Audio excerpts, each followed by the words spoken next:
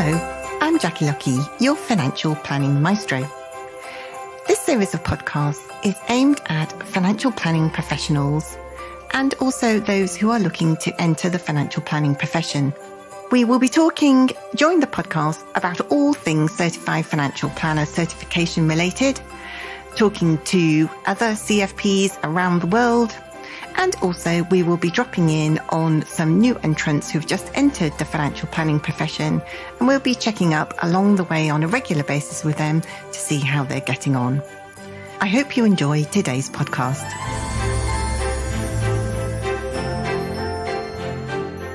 Hello and welcome. I'm Jackie Lucky, your financial planning maestro. And in today's podcast, being between Christmas and New Year, we are talking about a very important subject of debt. And I'm joined by a certified financial planner, Wendy Fleming, who started the charity Ditch Debt with Dignity back in 2014. Wendy, hello and welcome. Hello there. Oh, so lovely to be here, and thank you for inviting me. That's my pleasure. It's great to have you with me. Now, we are just going to dive straight in and talk about the importance of managing debt and all the sorts of worrying things that you're seeing, and also finishing off by the way that other certified financial planners and other financial planning professionals can help people, particularly at this tough time of the year. Because I think with the pandemic that's been going on, that seems to be still going on, potentially new restrictions to come, it's been a tough couple of years, particularly on top of everything else, hasn't it? With so many people losing their jobs, so many people being put on furlough and then coming off furlough and potentially not having a job to return to. And I think that, I know some of my friends were forever ordering stuff on Amazon. So Amazon shares must be through the roof after the last 2 years. But it has consequences, doesn't it? So tell us a bit about what you're seeing. Yeah, it's been a huge roller coaster. And the recent changes and obviously the rise in the latest cases of COVID is just adding more stress to an already stressful situation. At Ditch Debt with Dignity, I've got to be honest, we've been surprised that we've not had a tsunami of people asking for help. And I think that is for a number of reasons. Furlough definitely helped, although I know that's come to an end. But I don't think we are seeing the run-on effect of that coming to an end yet. I think a lot of people are still managing through it, but I do feel there will be consequences of that. So I think it's kind of being staved off a bit. The other thing is that creditors have been quite lenient, have been gentle with their with people that their clients that owe them money. Government guidance, treating customer fairly under the FCA guidance, all of that. Also the vulnerability policy, quite rightly, that the FCA have they put out there that it's extremely important that we're aware of client vulnerability, customer vulnerability. I think they've been quite gentle, but again, that can't last forever because debts need to be repaid. Yes. So I think my surprise is that there's still a lot more to come. We've got clients coming through our door, but I do not think for 1 minute that we are, it's going to rise. No. Yeah. And I think, it's been important. I think the FCA said recently that they expect, their research shows or suggests that up to 50% of your clients of, banks and building societies and, places where you would borrow money from, that 50% of those people are classed as vulnerable under the FCA guidelines. I mean, that's Absolutely. Just a colossal number, isn't it? It's huge. I think I would be surprised if it was even more than that. This last couple of years, not just financial vulnerability, I think we're all vulnerable. I mean, every single client of Ditch Debt is treated as a vulnerable client, quite rightly. But we are facing circumstances that none of us have had to deal with before. And I think that makes us all really vulnerable. And as we know, if you're in a vulnerable state, it doesn't necessarily mean a permanent state of vulnerability, but it does cloud judgment. It leads you to make choices that you probably wouldn't normally make. and could potentially end up in people being in debt that maybe wouldn't have even been in that situation. Yeah. Because it's, helping them with anxiety, or they're stuck in the house, as you say, Amazon, click nation that we are, the click climate, the invisible money. It's a lot easier to do that. And when you've got nothing else to do, even watching TV, there's so many shopping channels. It's so easy for that to make you feel better. So I'm not doom and gloom. I just do think that once you come through this, there's a lot of emotional and financial healing to happen. Yes. And it's in the pipeline, I think, isn't it, that the effects are really going to be felt for individuals. Obviously they probably are being felt to some extent by the lenders at the moment, because obviously they've had to make more accommodations. But like you say, when that naturally comes to an end, which it's going to have to, because that's the way the economic world works, then that delayed effect on people is going to leave them vulnerable and perhaps making more decisions that perhaps they wouldn't have made if they weren't vulnerable, or hadn't been through the stress of the last couple of years.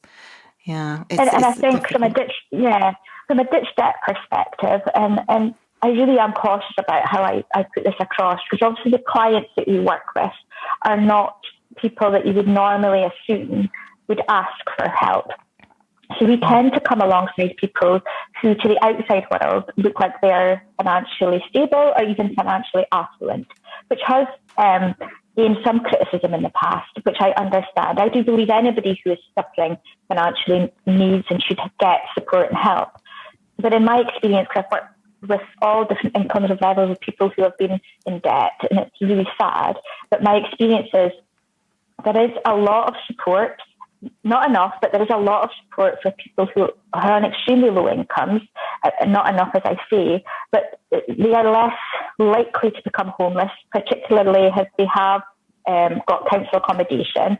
And there is less likely of that. And there is potentially more help and benefits, etc., for people on extremely low incomes. That's not to say that they have enough money to survive. I get that, because then people have to use food banks, etc. It must be just terribly sad, and it can often bring on sorts of shame and stuff like that. But the people we've kind of work in an area where people to the outside world look like they're okay. What that means is, though, they can access a level of credit that it can be astronomical. And in this climate, so we have had clients who have got over £100,000 of credit card debt, and they can access that quite easily because of their earnings, and they will have worked through in their mind, because they'll do spreadsheets and everything, and they can spreadsheet their way out of anything. They have to work to the spreadsheet for it to work. They will tell themselves it's going to be okay, because up until now it's always been okay. But with this change and with everything happening, my worry is that the people who have told themselves okay, or they've been okay up till now, through anxiety and stress or changing circumstances, they will take on that level of debt and not have a plan, or something else will happen and they're stuck. Yeah. And are you seeing a particular age group in that kind of situation, or is it, across the board? I'd say it's across the board, but for us, the age group tends to be sort of 40s, even older, because we are the generation, I'm 50, so we are the first generation who had free access, to quite a sizable amount of credit, I believe. Yeah. And I think we've lived in a credit generation, so used to having debt, used to putting things on tick and all the rest of it. So there is a level, it tends to be, so, university fees or private school fees, etc., we have come across that sort of age group where, funding children's education has had such a huge impact. And maybe there's been a change in the lifestyle, and it's quite a big step to say we're going to remove you from school, or we're going to ask you, we can't help you towards your education anymore. That's quite a big thing for a parent to decide. Yes, I guess it evokes emotions of, failure, that perhaps Absolutely. if you didn't go to university yourself when, as a parent, when you were younger, or maybe you did, the next generation naturally wants their children to do better than their generation, don't they? Absolutely. Yeah. Absolutely. And I think you'll do anything for your children. Yeah. That's, as a parent. And so we see a lot, and there is a lot of that. There's a lot of judgment of people, particularly if it's someone who earns a decent amount of money. There's a lot of judgment around that if they get themselves into financial crisis. But honestly, the majority of the people that I've seen in that position over the last, I've been doing this for, since 2014 with the charity, but prior to that, I used to do, volunteer work with clients, etc., on the basis. The majority of it is not because they've had a flash lifestyle. It's because they've got to a certain level of lifestyle of looking after children, or if there's only one, one of the party works because the other party is maybe there to look after children, raise the children. It's not for everybody. Then there is. It's a shame. They want to provide, and it's really hard, particularly for men. And I believe in equal opportunities, but it's a fact, particularly for men. And we know in the UK, above the age of 40, it is the biggest killer of men, because they don't ask for help.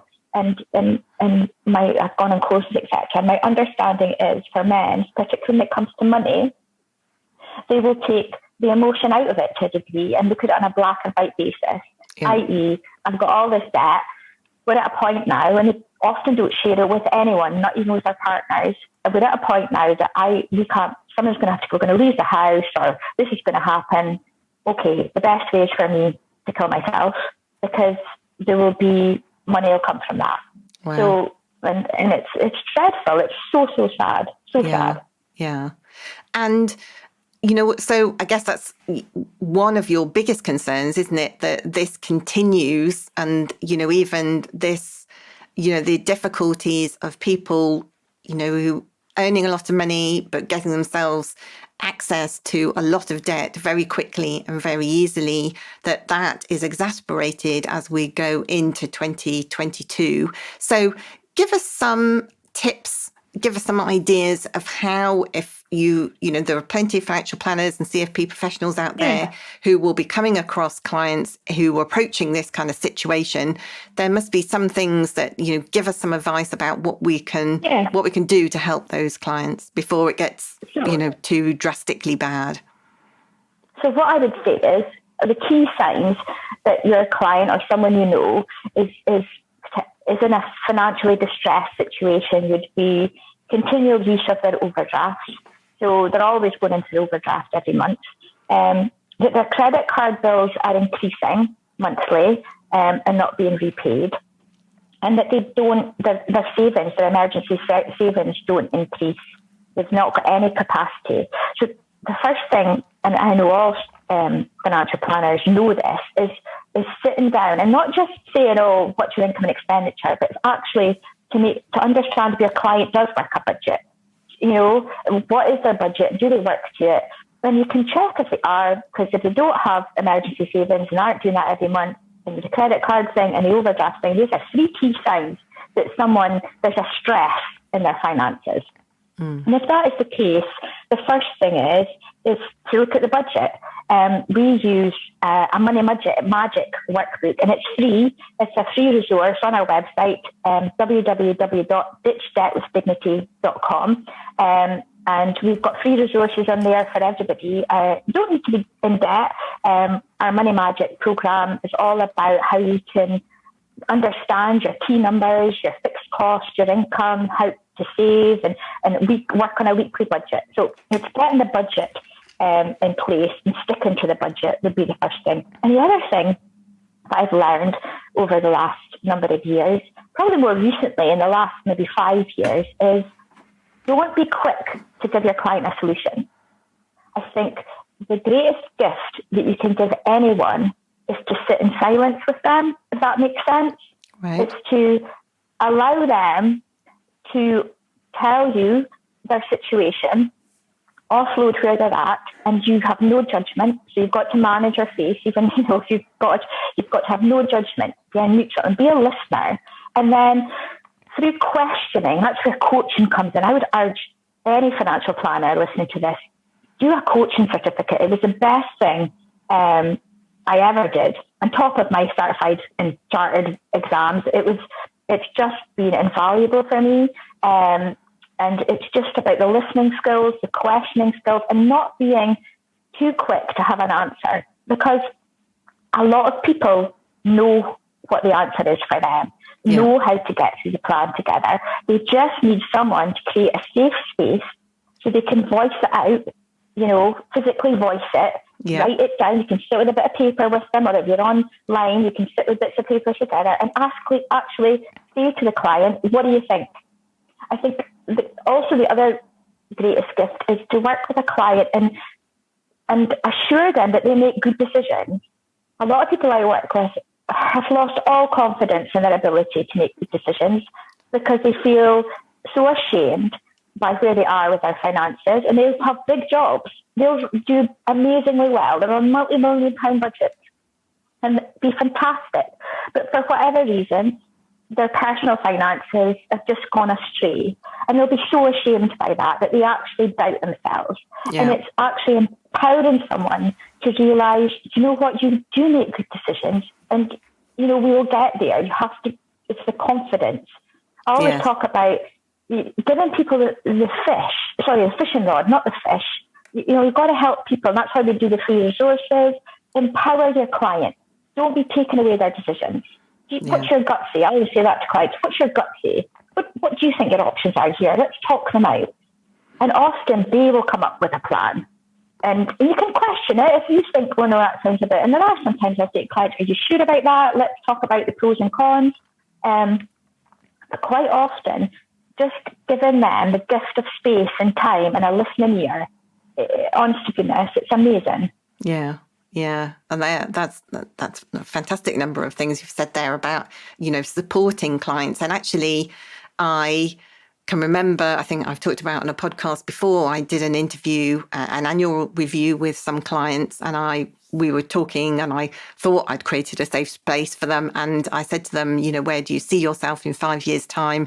And they looked at each other and looked back at me and said, divorced.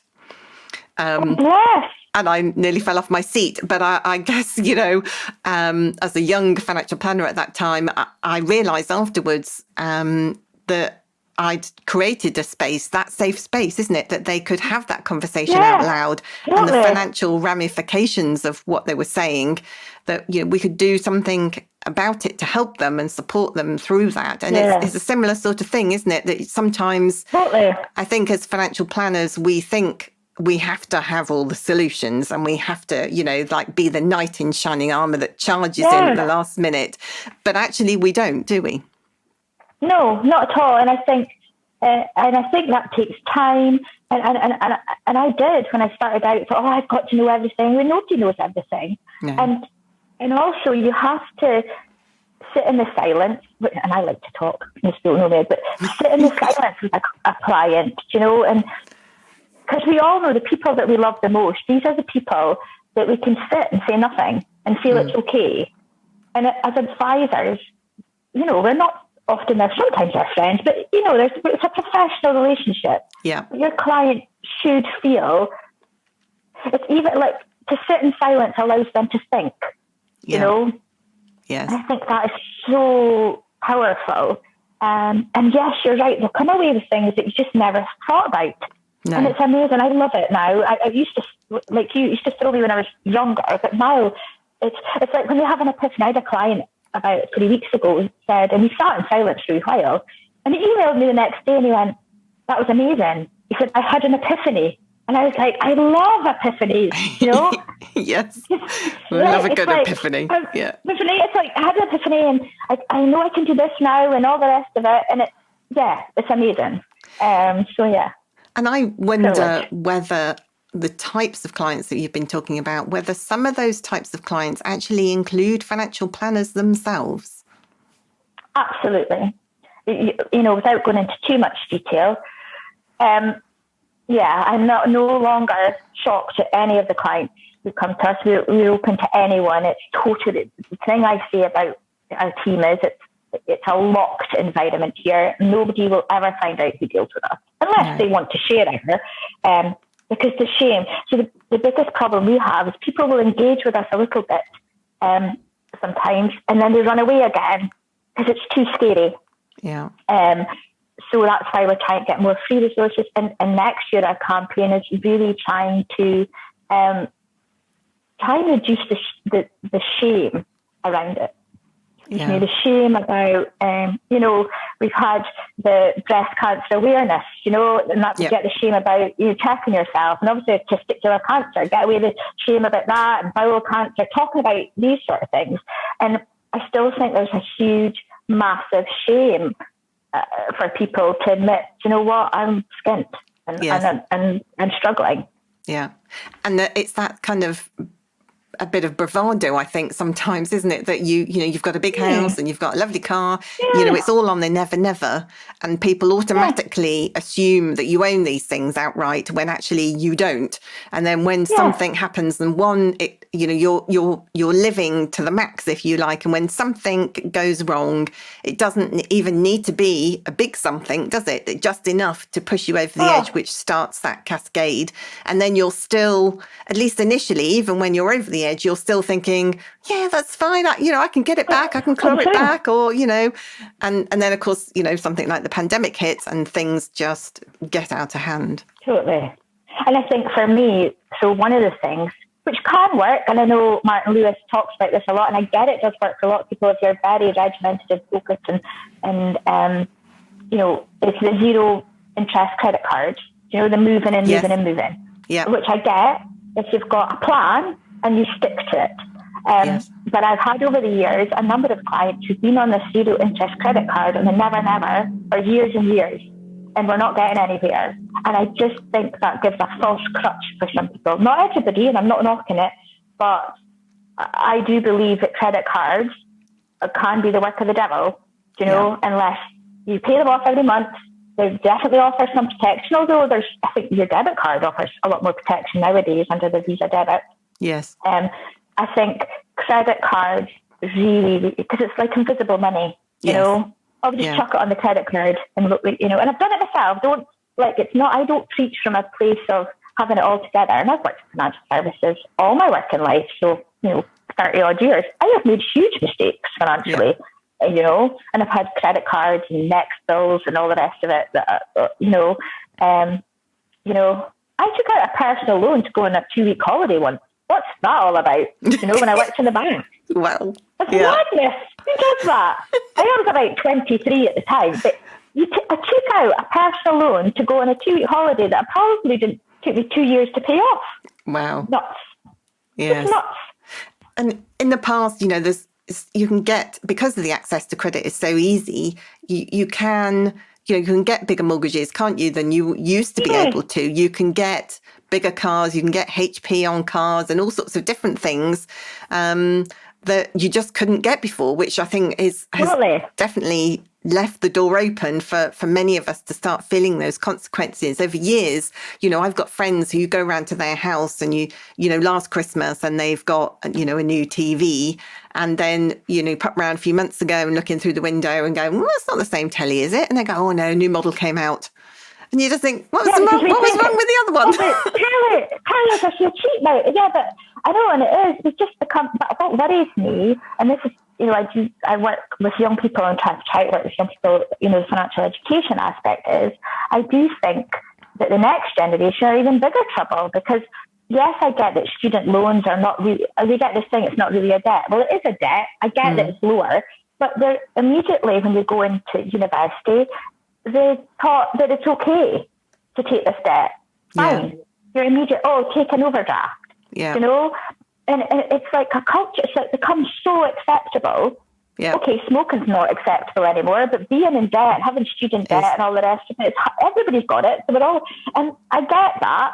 It's because education should be accessible for everyone, but it's creating this foundation and culture of where are we talking about sticking to a budget, and what is, if there is such a thing as good debt, you need to really understand, because it can just bring you down. It can break up marriages. It can, mental health. You can lose jobs because you can't focus. It's horrific when people come to the end of their financial tether.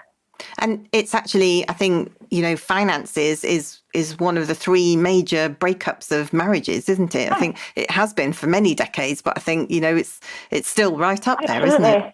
Yeah. Yeah, and so part of working with clients is, if it's couples who work together with the couple, and I've done a lot of study around the emotional aspects of money and how, because a lot of people can't talk about money, particularly if a couple have come from different backgrounds, growing up, and we are impacted by what's gone before. Yeah. It's like anything, relationship with food, relationship with money, buying things, how we see the world is really how we've experienced life growing up. And I think, and if two people come together from different, aspects, that can just be so difficult to manage. And I've seen situations where one party pays off the debt of the other party, and then, decades later, they might get into debt collectively. And, the party who was in debt when they first met feels the burden of responsibility as if it was because it was their fault getting themselves in a pickle to start with, that then if they hadn't done that, the money would have been there to pay off this debt. Totally. I mean, it's all, isn't it? Guilt and shame again. And so I think it's being able to have those open discussions about money. Yeah. And if you're going into a long-term relationship together, I mean, it doesn't work for everybody, but my point of view is, you need to, even if you don't have joint accounts, which I do believe, and again, I might get shot down for this, I think it's at least worthwhile having the joint, if you've got a home together and bills and everything, you need to work on that jointly, because it gives visibility, creates more trust, everybody knows what's going on. It can just become so difficult for people if everything's separate. Yes. Because if you're sharing a home and you've got children together, it's not that you don't trust each other, but it's just, you have to be in it together in order, I believe, for it to work long term. Again, not for everybody, it's just my experience. And I've seen it when we've worked with couples who have maybe worked separately.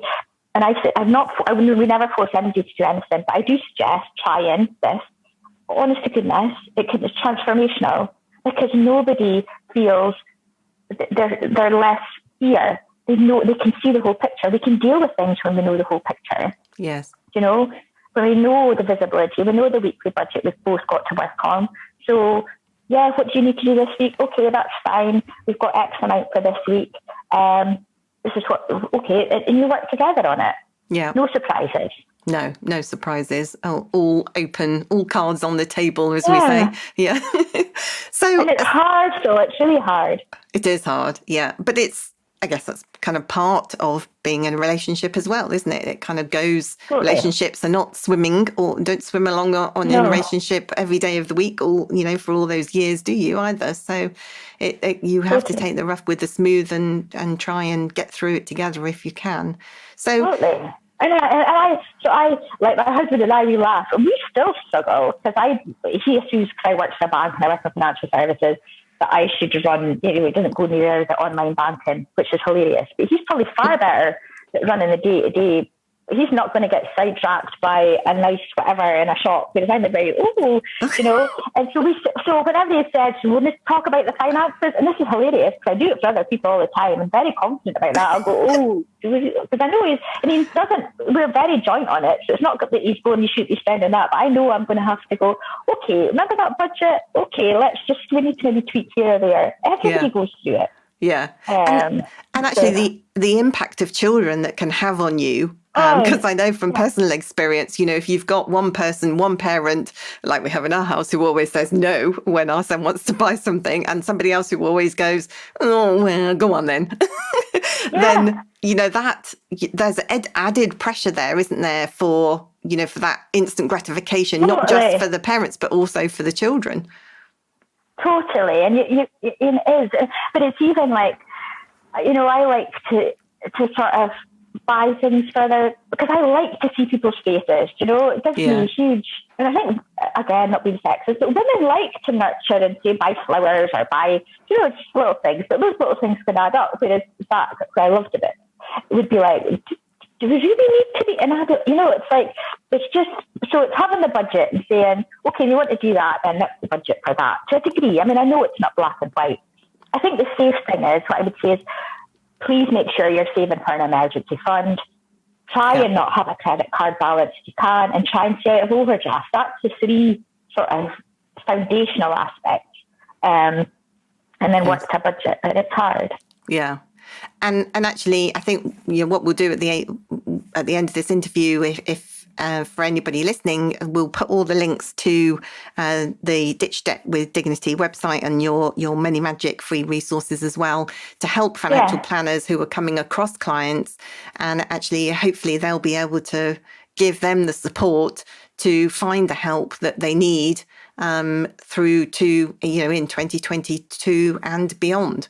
I think that'd be a really worthwhile thing to do. And obviously, if they need help themselves, if they're in one of the situations that we've been talking about today, then, they know where to go.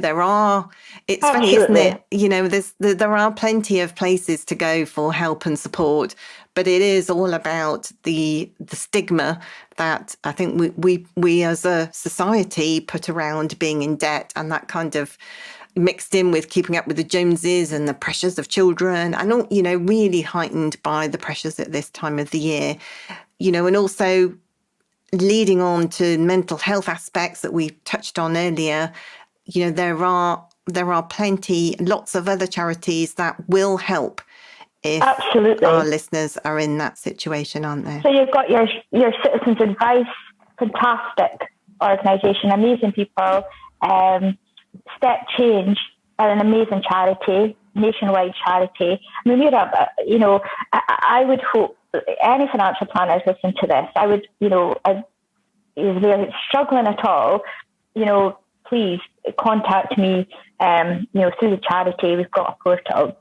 We can only really help people in our local area because we're quite a small charity. So we support people face to face, as it were, in the sort of north of Scotland region. However, our resources are open to anyone, and we'll be putting a lot more. So the other thing people can do is follow us on social media, because next year we're really hoping to launch some more resources to build a bit of a community and really start talking about people being able to share the fact that they've got financial stress and how we can help each other and not feel alone. It's that thing again, isn't it? Not feeling alone and not being ashamed. So that'd be great.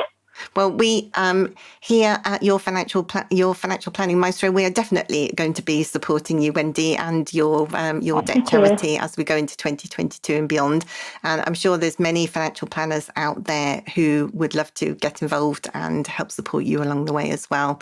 So we are absolutely out of time now. Oh, it's been so lovely to talk to you. One thing, because I've looked it up while I've been speaking. So the last thing I'd like to say, the book that really helped me, I think I've said it before, is this Time to Think by Nancy Kline. Yes. It was a game changer for me, all about the sitting in silence thing. Anybody really, but certainly financial planners. Time to Think by Nancy Kline. I would highly recommend that book. Okay, we will pop that link into the written information that comes out with the podcast as well.